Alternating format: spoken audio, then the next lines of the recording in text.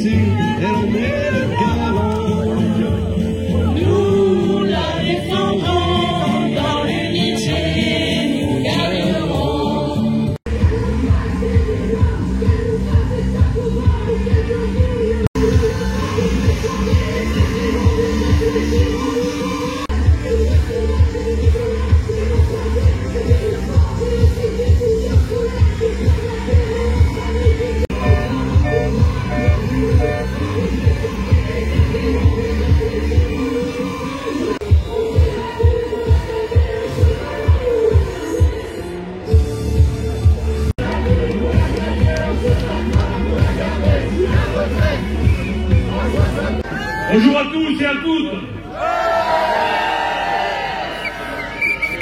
D'abord, merci. Merci à vous toutes et à vous tous d'être venus très nombreux à l'appel de l'intersyndicale nationale ce samedi matin. Nous sommes aujourd'hui plus de 10 000 dans les rues de Tarbes. Le pari est gagné.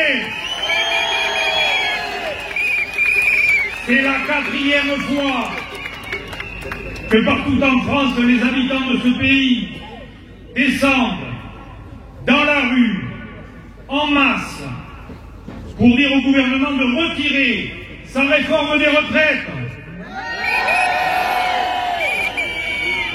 Et à vous voir toutes et tous, on peut leur dire, on n'est pas fatigués. Depuis le 19 janvier, ce sont des millions d'entre nous, salariés, sans emploi, retraités, étudiants, qui se dressent pour dire non. Face à ce nombre impressionnant, le gouvernement n'a pas d'autre choix que d'entendre ce lourd mouvement d'opposition à sa réforme des retraites. Tous ensemble, nous sommes là pour exiger une retraite que nous voulons vivre en bonne santé et vivre pleinement, dignement. Travailler en bonne santé est un droit. Vivre sa retraite en bonne santé est aussi un droit.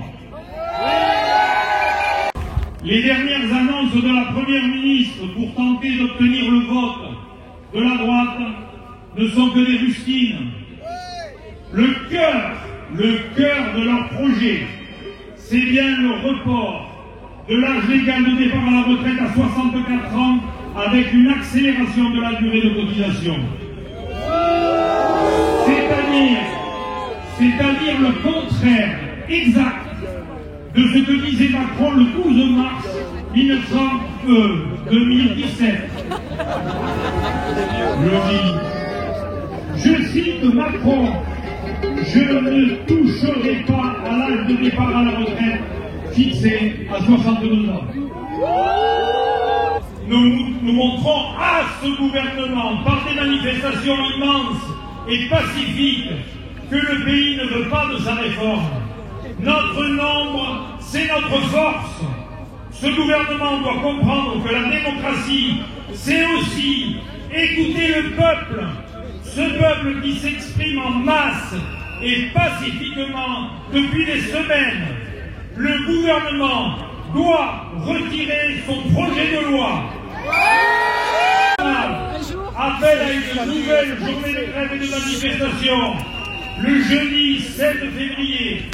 Ce 5e round, veille de la fin des travaux à l'Assemblée nationale, doit être une suite forte, déterminée, unie, pour obtenir le retrait de cette réforme injuste, brutale et rejetée par le pays entier.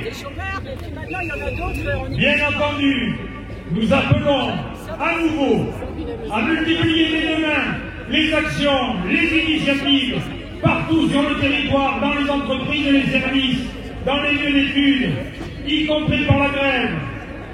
Nous vous incitons aussi, si ce n'est pas déjà fait, à faire signer autour de vous la pétition intersyndicale qui circule sur Internet.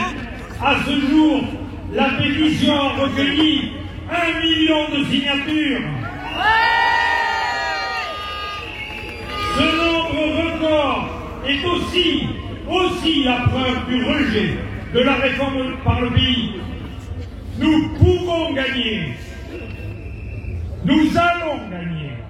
Cela ne tient qu'à vous, tous ici présents, et à notre nombre, à notre détermination.